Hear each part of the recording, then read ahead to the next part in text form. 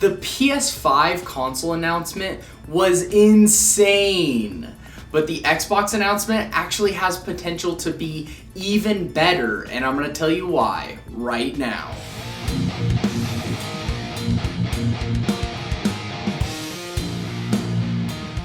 What's up guys, Luke back again, and unless you've been living under a rock, I'm sure you know that Sony just announced their PS5 system.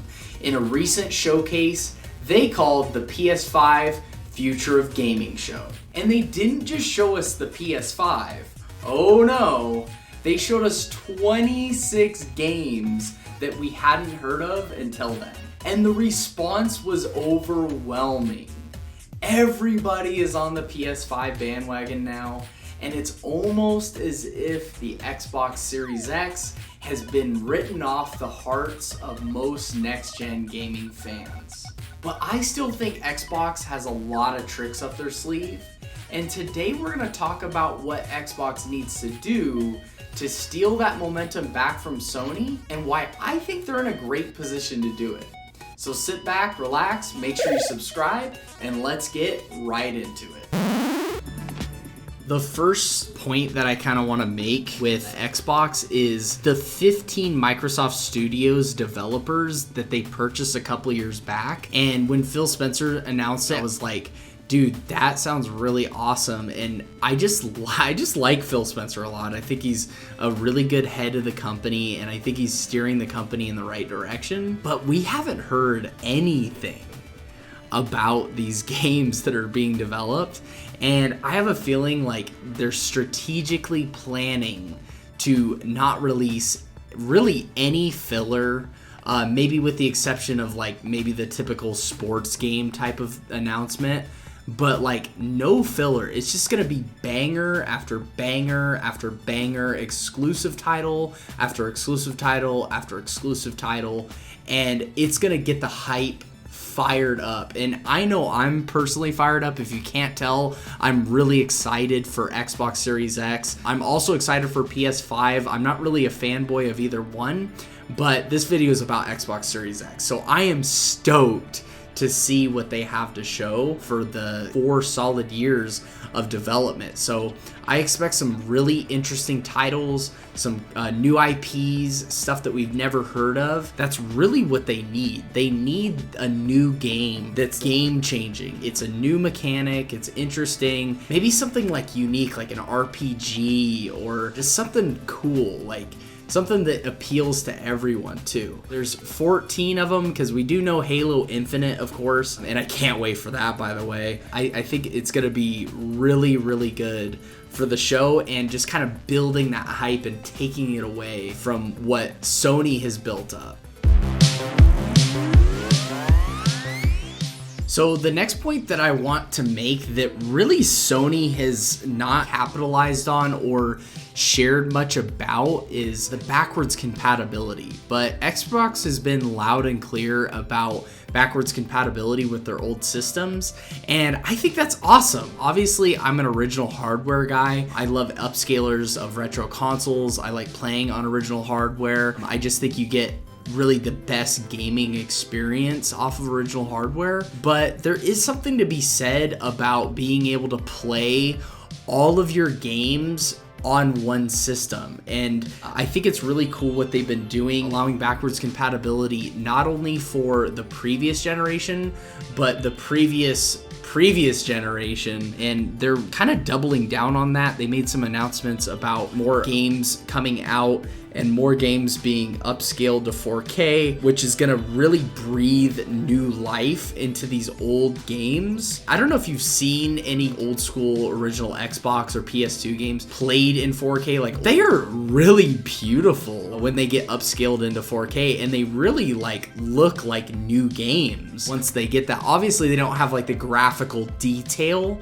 but the detail and resolution is definitely there, and they don't look like bad games. They look very good. I'm just really excited about the future of Xbox backwards compatibility. Don't get your hopes up too high, guys. It's going to be very hard for them to add full 100% backwards compatibility with every system.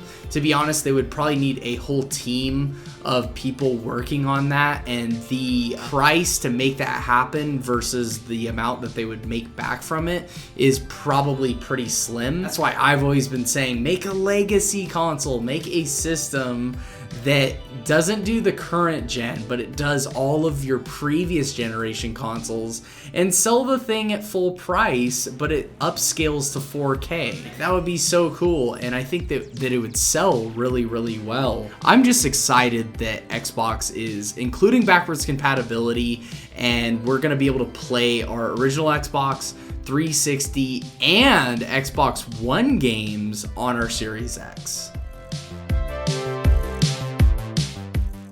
And the next point I want to make is Game Pass. Game Pass I actually talked about in my other video about the Xbox One and just kind of my warming up to it. Because guys, I didn't sound like this a year ago. I was not a big fan of the Xbox One for most of its lifespan, but one of the things that really warmed me up to Microsoft is the Game Pass. This thing offers an insane value, and really, to be honest, dismantles a lot of my arguments about physical media being a mainstay and just really no exception physical media should stay. But I still think that like Game Pass really does dismantle that argument a lot, because I mean, you pay $15 and you get 200 games at your fingertips. It's an insane value. More and more studios, I don't know if you've noticed this, but more and more studios are jumping on this Game Pass streaming type of format. And it's not because they're not making money. Either that or Microsoft's paying them to put it on there. But I really don't think that that's the case. I think that they're going to Microsoft because they see the potential value whenever somebody downloads their game onto their system. So if Microsoft wants to have an amazing conference, they need to announce more developers or more partnerships with Game Pass, and just kind of the future of Game Pass, which is xCloud, and that's their streaming service. I mean, personally, I still like the idea of Game Pass more than xCloud, but for people that are in big cities, metropolitan areas that have really good internet speeds, fiber internet speeds, this might be a really great option for them to not even need to worry about hard drive space. They literally can just stream their games onto their console in 4K, and it even eliminates the need for having like powerful hardware and things like that. So I'm really excited for Game Pass and Project X Cloud, and I want to hear more in the upcoming event. And the next thing that I believe Xbox needs to show off in their upcoming press conference is finally giving us a look at Lockhart. We've been hearing about it, everyone's been talking about it. It's time for Xbox to show it off, and I think they're gonna. So we're gonna see digital only version, or maybe the scaled down version. I would love to see just the scaled down version. Like, it's not quite as powerful, but it still has a disk drive. That would be amazing, and that would really get me excited as a consumer that Xbox is still wanting to support disc-based and physical media. I haven't seen the numbers on the digital-only Xbox One, but from what I've heard is a lot of people bought it thinking that it had a disk drive, and then finding out later that it was a diskless drive and being kind of disappointed with their purchase. So I feel bad for saying this, but I really hope that that thing flopped, and hopefully Microsoft learned their lesson and Xbox learned their lesson and they include a disk drive with this Project Lockhart. But if they don't, it'll still be good for certain people that maybe they're not like me and they like digital only media and they want something that's a little more affordable than the Series X. I think it'd be a great opportunity for Microsoft to really capture the more budget-friendly market. Maybe people that aren't like super hardcore gamers, or they have kids that are gamers and they don't want to shell out that extra money for like the 4K graphics and whatever. They can get this really still amazingly powerful new Xbox at a fraction of the price, and I think that would be a solid win for Microsoft. but we'll see. And the final point that I want to say is actually probably the funnest one to talk about. And it's the fact that Microsoft is a huge company and Xbox is a division of Microsoft. And if the Xbox Series X completely flops, I mean a complete failure, guys, Microsoft would still be okay. But Sony, on the other hand, they wouldn't be okay if the PS5 flopped. So if Xbox is smart, and I believe that they are, they will wait on sharing a price. If the PS5, and I hate to say this, okay, because I want to see how much these consoles are going to cost, but if they're smart, they're going to wait because Sony needs them to release a price. That's why they're both not releasing prices. Because in the history of all of this, every time a new generation comes around, the one with the higher price usually doesn't have as good of a launch as the one that's more affordable.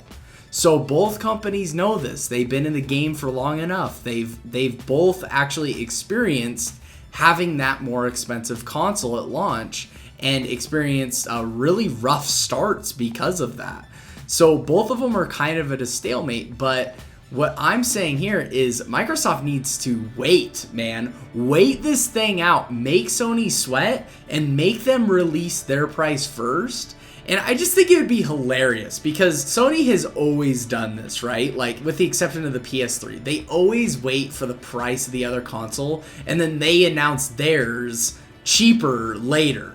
And I would just love to see them be put in a position where they have to release their price and just delay the Xbox until like a week or two before Christmas and just watch Sony squirm. Maybe it's just kind of me wanting to seek recompense for the things that Sony has done. But if Xbox is smart, they will hold off on sharing the price, even if they suffer a little bit of backlash from the media and different sources, because they need to hear what the PS5 is. And as soon as they find out what PS5 is, undercut it by 50 to 100 bucks, and they will have a fantastic launch and they will sell a ton of consoles on day one. At the end of the day, no matter how much PS5 or Xbox does with their flashy next-gen console showcases, the proof is in the pudding. And if they want their consoles to succeed, they have to be consumer friendly, offering a great value for their consoles and the software that is made for them. And no doubt, Sony has shown off some awesome games. But don't sleep on Xbox because I know they have some tricks up their sleeves. They have good leadership and a brand that has had its ups and downs, but is still a brand that people know and trust, for the most part. But we will have to see when they have their next press conference in July. So those are my thoughts on what Xbox needs to do in their upcoming showcase. If they want to steal some of that excitement that's surrounding the PS5 and have a successful console launch as well as a successful console generation. But that's enough from me. I want to hear from you now. Do you think Xbox has the potential to lead the pack in console sales in the next generation? Or do you think there's no way that they could take down the console giant that is PS5? Let me know in the comment section down below. Also, if you guys got any value out of this video, do me a big favor and smash like, as well as subscribe with notifications turned on for more content like this. And lastly, I do have a Patreon for those of you that are interested. If you want to check that out, link is in the description below. I appreciate your support. But until next time, guys, Luke from 8-Bit Plus, signing out, and I'll see you in the next one. God bless.